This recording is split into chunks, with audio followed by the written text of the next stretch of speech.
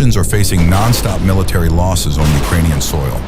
About 484,030 aggressors' troops were eliminated, 12,805 air targets of invaders were shot down, and thousands of tanks, armored vehicles, and trucks were destroyed by the defenders of Ukraine.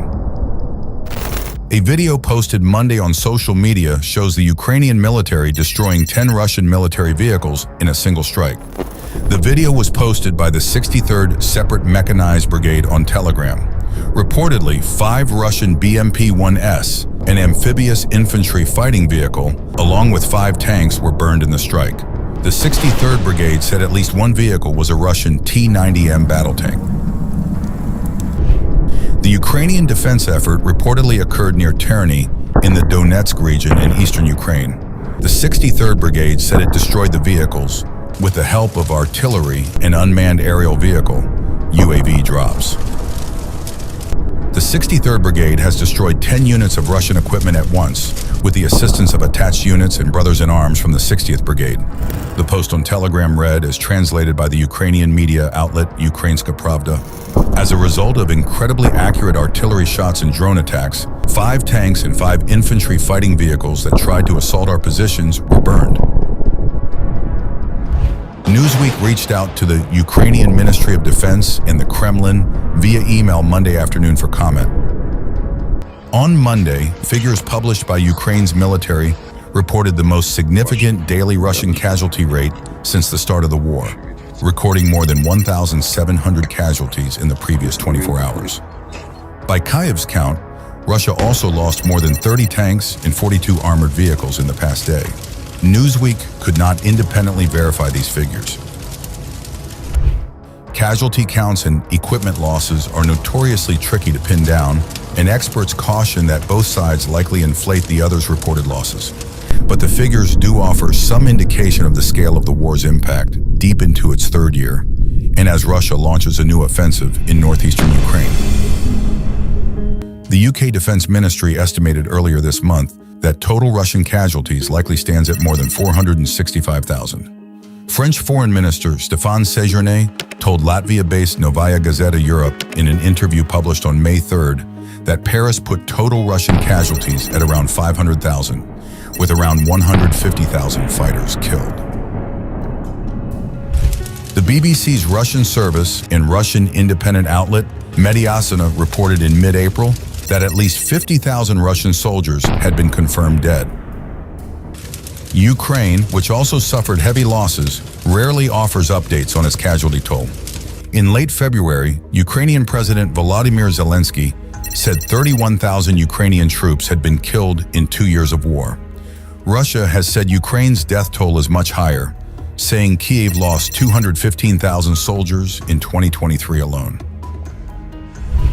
Ukraine's tally of Russian losses often spikes during drawn-out or fierce battles for key settlements, such as fighting for the Donetsk cities of Bakhmut and Avdiivka.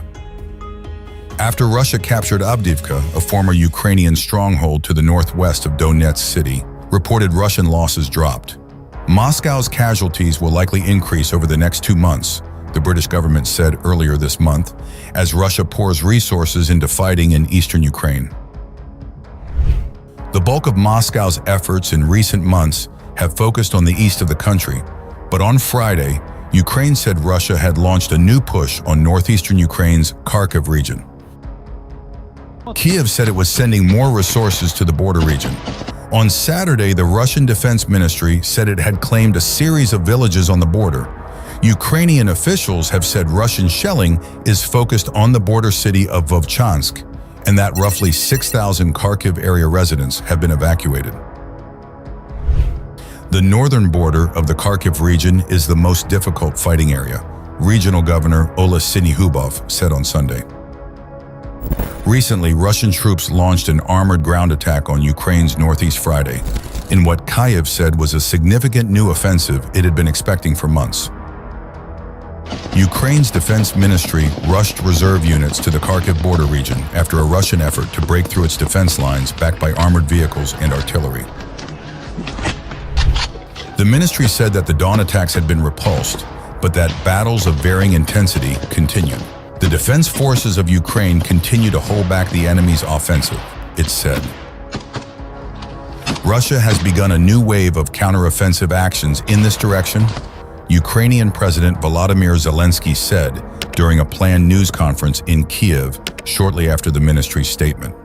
Ukraine has met them there with our troops, brigades, and artillery.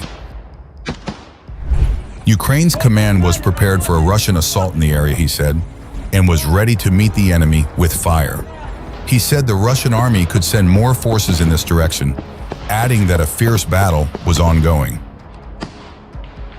Ukrainian officials have warned that the Kremlin was massing thousands of troops for a major new offensive this summer. Russian President Vladimir Putin has made clear his desire to carve out a buffer zone, pushing Ukrainian forces back from their northern border. Still, until now, his military's push across the front lines had been primarily focused on the south in the eastern Donbas region. It was not immediately clear whether the new Russian attack was an attempt to draw away Ukrainian forces, outgunned and outmanned despite new promises of Western support, or if it represented a significant effort to seize territory around Ukraine's second-largest city, Kharkiv. On Friday afternoon, President Joe Biden announced an additional $400 million in assistance to Ukraine via Presidential Drawdown Authority, which draws resources from the U.S. stockpile. Zelensky thanked Biden for the aid Friday on X, writing, "This timely and vital U.S. assistance will help save civilian lives and strengthen Ukrainian warriors on the front lines. It will also allow us to better protect our cities and communities from Russia's ongoing air terror attacks on Ukrainian critical infrastructure and energy facilities." The Ukrainian Defense Ministry said Russia had carried out strikes using guided aerial bombs before attempting to breach defenses in the direction of Vovchansk, a town on the border with Russia just 35 miles northeast of Kharkiv.